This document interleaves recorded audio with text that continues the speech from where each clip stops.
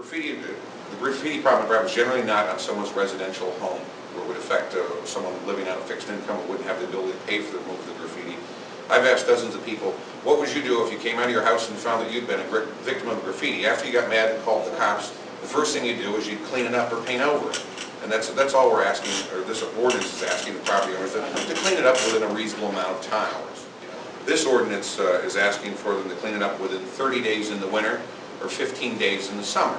The monies that the city might receive would go into a fund to be used specifically for the cleanup of graffiti.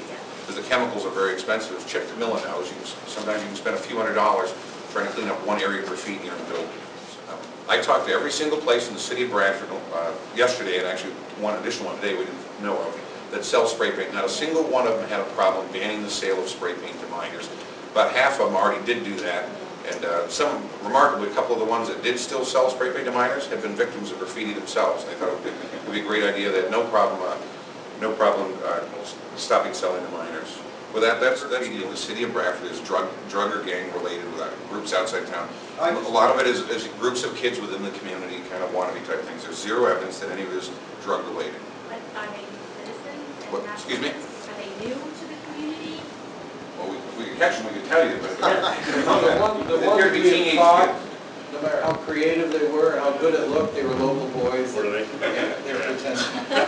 Wannabes. We have got some. Wannabes, right? Yeah. Wannabes. Imitators, okay. And we fully support the ordinance in its entirety.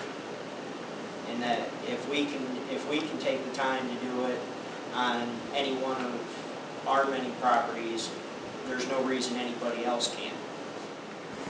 Can it be written into here as far as punishment if you catch somebody doing graffiti, they can be made to clean it up, or is that something completely different?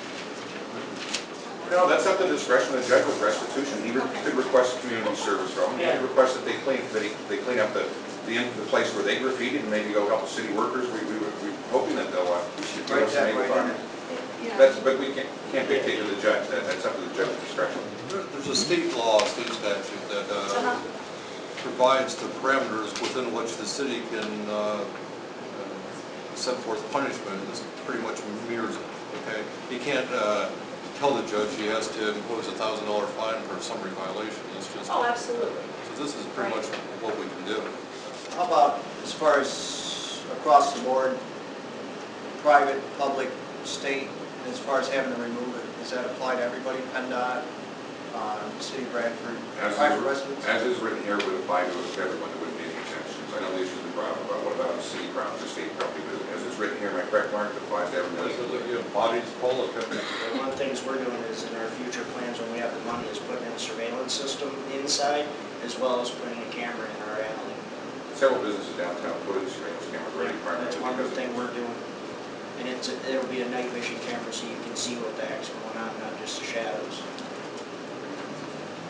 Mr. McDowell, Mr. Mayor, members of council, I'm Dick McDowell, live on 19 School Street and an active member of the Elm Street program. And so I'm here for a couple of reasons. One, I first to compliment and commend the council for the steps you've taken already. I think what you've done with the drug enforcement to get the grocery carts off the streets are all first step in cleaning up our community. This is a third step or another step in cleaning up the community. I would have said what the mayor had already said, that already graffiti is all over the roadway. We come off the highway. We have to start being more concerned about the way our community looks.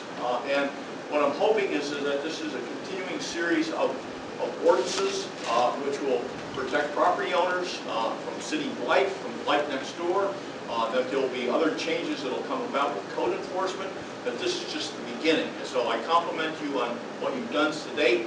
Recommend that you go ahead and pass the graffiti because, again, it's another step to clean things up. And actually encourage you to continue to look at things, ways that we can make this community more beautiful.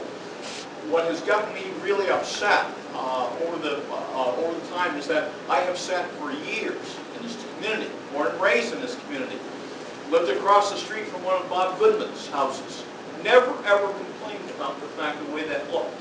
Every day I would drive out on the street and take a look at that piece of junk, and I never said anything. I sat in the first Elm Street meeting one time. There was a lady there who I knew she was, She had a nice, neat house.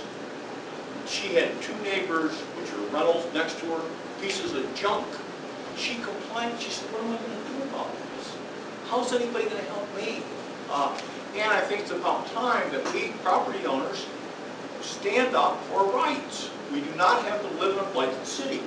And so, as you know, I've spoken on this before, and I'll continue to speak on it, because I think it's a real issue. If there is one thing that the community is upset about, or starting to become upset about, which I'm pleased with, is the fact of the junk, the blight that we live with, that we live around it. But as I said, for 20 years I looked at this and never did anything. I just accepted it. No, let's not accept it. Let's clean up the graffiti, let's clean up the shopping carts, all those things you've done have been wonderful. So anyway, I second that.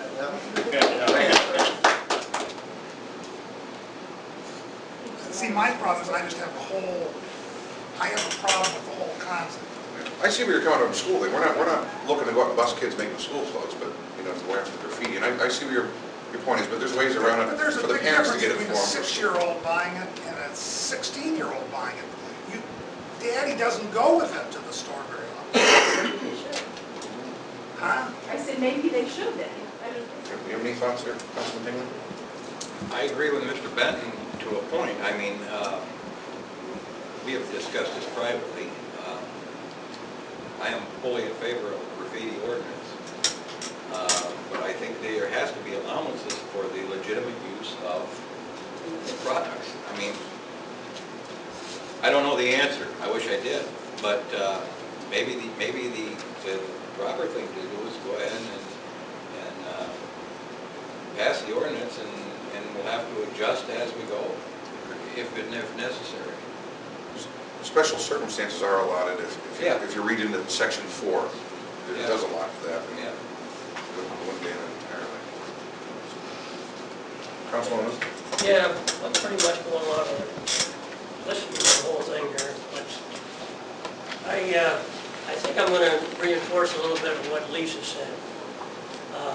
All this kind of stuff, everything we've done, you can put everything on paper, you can put tons of paper, and you get nothing done. But we as citizens are responsible for our community. This is our city. And we need to take a hold of our city in a way that we help this police department by doing the things that neighborhood watch communities are doing now. Spend time during the evening. Say a group that likes to do that, take a couple hours a night. Say, I'll be out from midnight to 2, I'll be out from 2 to 4, and we'll be out roaming around. And we see someone doing something, we phone the police, turn them in, and say, hey, come down here, come down on Jefferson Street, come down on this street, wherever they're at. We have them, we're following them and watching them. And then that way, whatever you have in here will be worth something. If it's not enforced, this piece of paper is worth less. Okay? It has to be enforced. But we all have to work together as a community to help the police to get it done, because you can't be there 24 hours, 7, all over the whole town, everywhere you go. We have to get it enforced. And that's what I'm saying. That's the whole thing to look at. We have to enforce it. Councilman Knight, his comment said we're going to have to end this work session for a few minutes. Well, I'm in favor of cleaning up the community. There's no question about that, and I think we're on our way. I guess I don't know how you ever legislate how people should live and what they should do.